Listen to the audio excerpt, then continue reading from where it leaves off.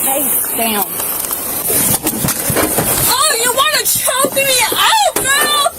Do you want to choke me? I'm so glad y'all got her. We thought she was going to kill people like 5 or 6 times on her way home. She went all the way in the left lane and was head on with cars that were parked on Scenic going south. And there was a police officer. This body cam stop starts with multiple 911 callers reporting a driver who was allegedly swerving across lanes, nearly hitting parked cars, and driving straight toward oncoming traffic. Within seconds, officers realize this is not just a routine traffic stop. They may be dealing with possible narcotics, erratic behavior, and a rapidly escalating situation. Watch closely, because the tone shifts fast once officers spot suspected pills in plain view and begin trying to control the scene. The biggest question here, was this a successful de-escalation attempt, or was this encounter doomed to spiral from the start? Yeah, that was me. That was you? But she was like twirling her hair, and then she's like going like Like not a care in the world, you know? How's it going today? It's going pretty well.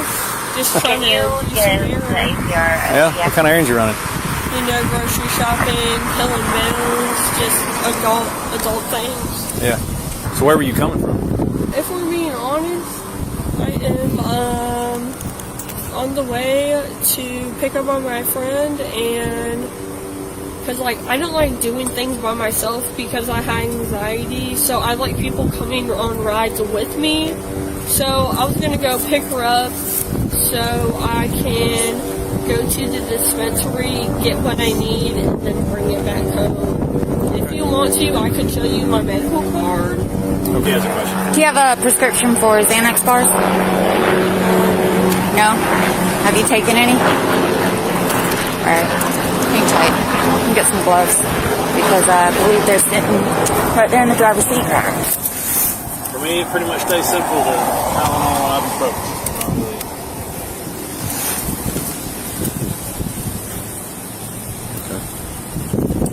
Ma'am, is your ID in your purse? Yes, it is. Alright, I'll get it. I'll get it. Hey, I said I'll get it. Stand over there at the end of your car.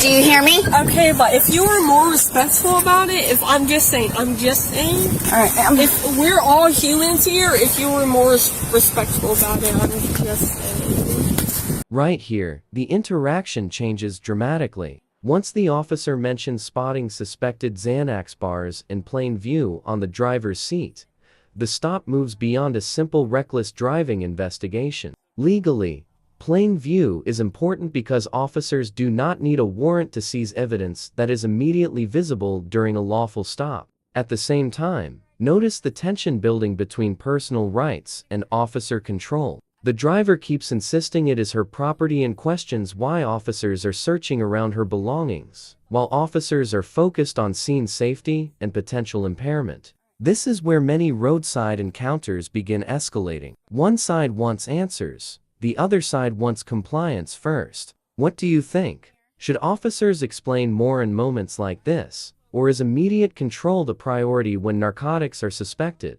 where's your ID at? Is it in here? Can I look for my wallet? Well, like, why are you looking for my wallet? No, the thing is, that's my property. You have no choice. Actually, I do, because I found friggin' Xanax bars on your driver's seat. If you want to explain something, explain those. Girl, the fact that you're just looking through my stuff. They were in plain view. Yep. That makes a difference. Oh, were they in plain view? Yeah, your butt was covered. Okay. Here, will you do me a favor and go sit on the bumper of that car over there? What? Okay, I just want to know what I was doing in particular. Okay. The reason you were pulled over, you were called in as a possible drunk driver. And from the people that were calling in said that you hit multiple things. I haven't been to the other side of your car or really inspected your car yet to verify that. But you were found here. She's getting out with you. You were called in as a drunk driver. Okay. Upon contact, she's finding things that are illegal in your car. So this is kind of the development that we're going. Okay. So for right now, while she's doing her job, we're going to give her some space and we're going to go sit at the front of that car. Okay. No, I understand. Okay.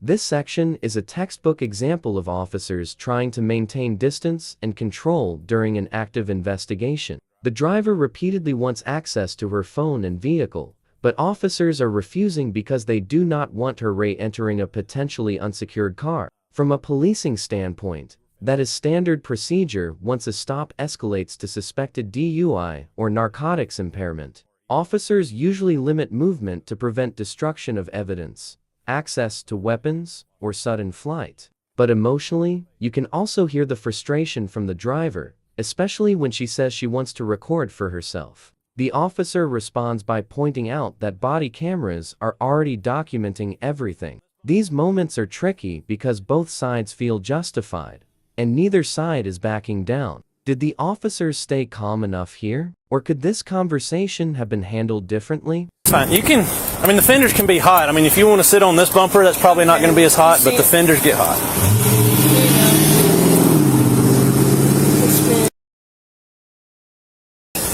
Ma'am, over here, please. I've asked you. You're right. It is your car. Did she say yes or no? I'm sorry, she started talking.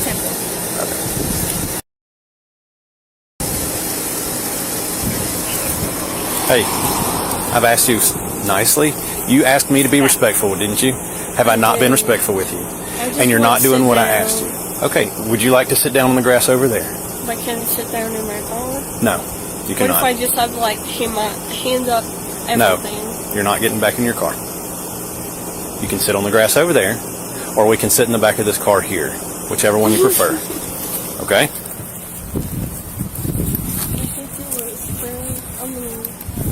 The only thing I'm seeing is there's some scratching stuff right there. I'm gonna get my phone. No, you're not.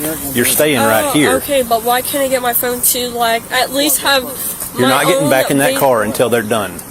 Okay, but I feel like I should be able to. It's my right to like record anything that's happening in Everything's my life. being recorded right here. I know, but why can't I record it for myself? You're not going back in that car. But why can't I record? You can request this recording. You can come with me to my car. My phone Hey. is right on that seat. One of y'all can come with me to that seat together. Now, the officer begins transitioning from a reckless driving investigation into a potential drug-impaired driving case. Notice how he explains exactly what he is observing: pupil size, eye movement, demeanor, and behavior. That matters because officers must articulate specific indicators before requesting field sobriety testing related to narcotics impairment. Unlike alcohol cases, drug impairment can look very different and often involves agitation, confusion, delayed responses, or emotional instability. The officer even asks about head injuries and prior concussions because medical conditions can mimic impairment symptoms. But then, when it seems the conversation is staying controlled, something changes instantly. The sudden command to face the car and spread her legs tells you officers believe the situation had become unsafe or non-compliant. And once that switch flips, the entire tone of the encounter explodes. My car to let me videotape because that is my human right. That is the bare minimum y'all can do. So I can go to my phone is right there. Look behind you. So, you have any idea why we're here? Apparently what man's saying was I was drunk driving. Okay, I take it you wasn't drunk driving. No, I'm not drunk driving. Out of curiosity, has your car always been like that in the front? Yes, I have. Yeah, honestly, okay. What happened first? Okay, see this part of my car? I do. One day I came back from work, was getting off and shit. Mm-hmm. That was missing. No clue how it was missing. It was missing. This side of my car, we have a Chevrolet truck that's in its vintage. Who's we? It's my grandpa's old school Chevrolet truck. Gotcha.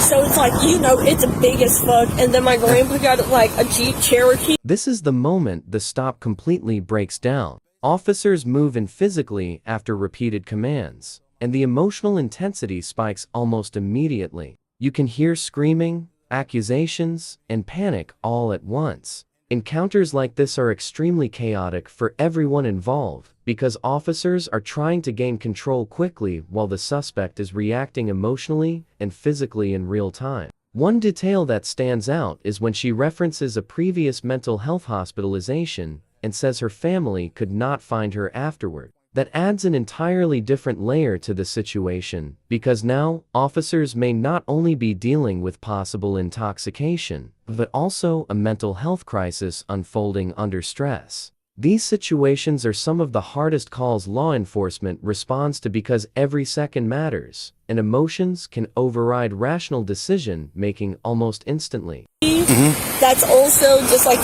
built in the 1990s, and then they got a sidekick Susie. Okay. See, or whatever it's called. Yeah. So like, yeah, do I need to get that fixed? No, I'm just curious. I'm talking to you briefly here. When I got here, I saw your demeanor, your actions, and all that stuff, okay? Now, when I talk to you even more, and I'm looking at some indicators right now, okay? I'm looking at your pupils, I'm looking at your eyes, and I think that you might be under the influence of some type of narcotic. Not alcohol, but I believe in narcotic. I understand. Okay? So based off of what I'm seeing so far, would you be willing to do a field sobriety test to dispel my suspicions that you're under the influence of any type of narcotic? You willing to do that? Okay. Do you have any injuries that I need to know about? Head injuries? Like, Have you had any previous concussions? Not that I medically seek attention for it. Yes. I mean, medical-wise, might have had a concussion. Never went to the hospital. Have you ever had a concussion within the past, let's say, 10, 24 hours? 10, 24 hours. No.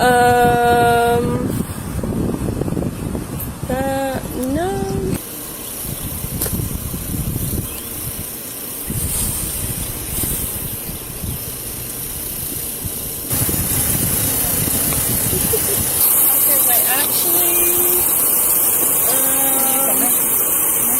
Face the car. Spread your legs for me. Face the car. Spread your legs. Spread your legs.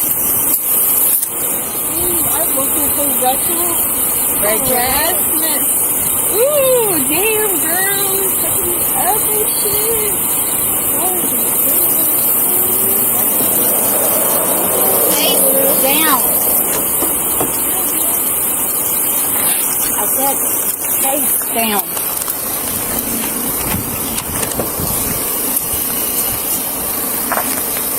She's straight. She's good. Can I touch my titties, bro? It's all on camera. Get off all my shit, bro. I bet you. Oh, you guys are gonna steal my lavender? Yeah. Yeah. Come on.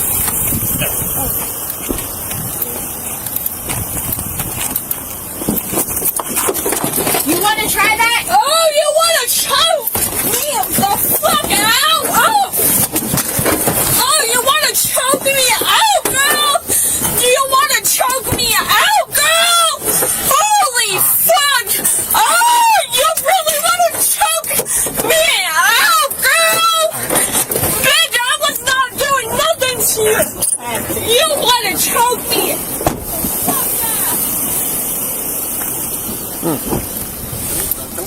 Yeah. I told you. Can you give me the Eagle 28 one more time? Verify. I thought they said they had it. Huh? I'll get it. It's my grandparents' phone number because last time one of you guys took me to the mental hospital, my grandparents could not find me for weeks! Okay, and your bitch-ass officers were like, oh, you're gonna be okay, you're gonna say this is wrong, but all you guys do You is have her phone with fucking you? lie! Fuck-ass bitch-ass!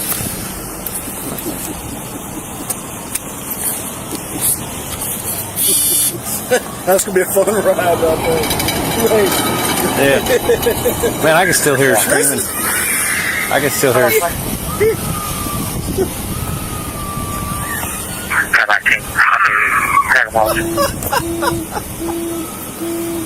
Jeez. My fucking god! I'm wasting your motherfucking time because you just need to meet your fucking quota! Ha ha ha! Fucking blue lives is in America! Blue lives is a fucking job to us!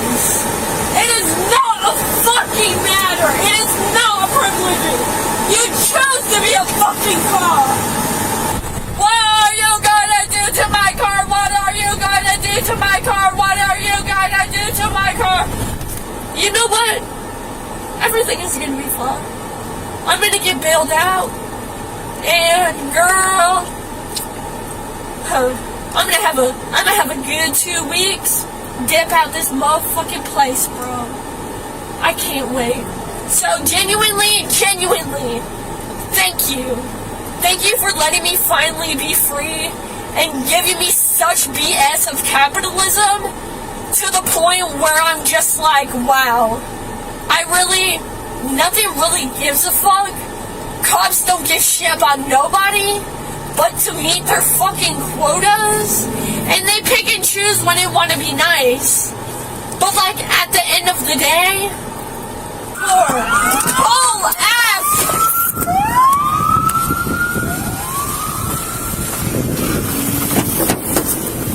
Over here.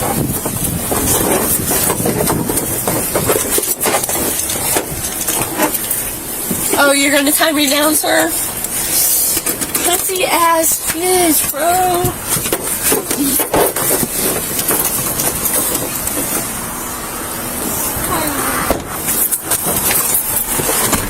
All y'all want me is your motherfucking quota! Center of the unit 60. Ha ha ha, blue lives matter, bitch! It's a choice to be a cop, it's not a fucking life!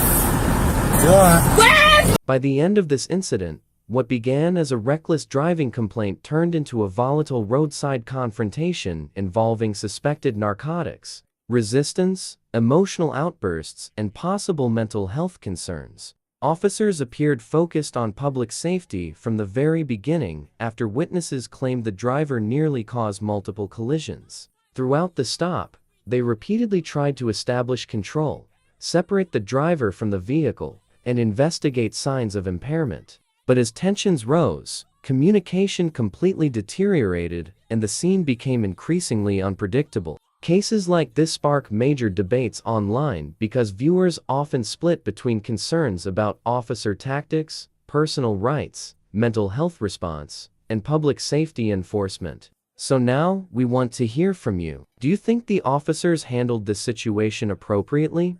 Or would you have approached it differently? If you found this breakdown intense and informative, make sure to like this video, share your thoughts in the comments, and subscribe for more real-life bodycam breakdowns and incident analysis.